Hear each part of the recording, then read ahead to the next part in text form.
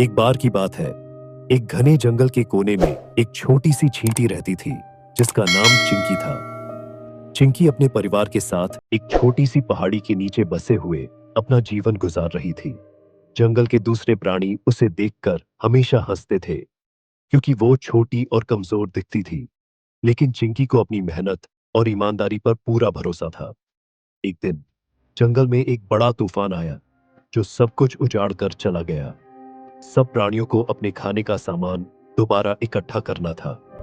चींटी का परिवार भी परेशान था क्योंकि सर्दियों के लिए उनके पास खाना इकट्ठा करने का समय बहुत कम था। चिंकी ने अपने परिवार के लिए खाना इकट्ठा करने का वचन लिया।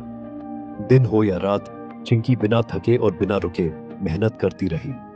हर दिन वो एक एक दाना ढूंढकर अपने घर ले आती।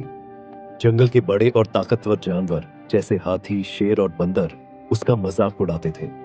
हाथी हमेशा कहता, अरे छोटी सी चींटी, तेरी मेहनत का क्या फायदा, तेरे जैसे छोटे प्राणी से कुछ नहीं होगा। लेकिन चिंकी उन सब बातों पर ध्यान नहीं देती थी। उसने अपनी ईमानदारी से काम करना जारी रखा।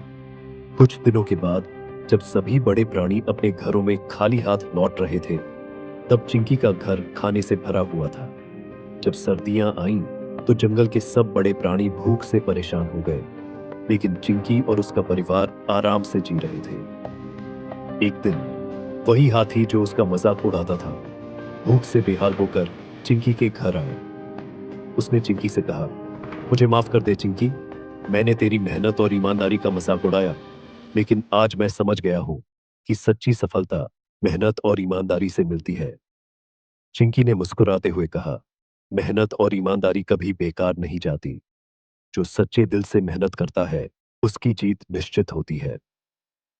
ये कहानी सबको सिखा गई कि भले ही इंसान छोटा या कमजोर लगे, लेकिन अगर वो मेहनत और ईमानदारी से काम करे, तो उसे सफलता जरूर मिलेगी। सीख, मेहनत और ईमानदारी से की गई कोशिश कभी व्यर्थ नहीं जाती। सफलता का असली राज लगातार मेहनत करना और अपने लक्ष्य के प्रति ईमानदार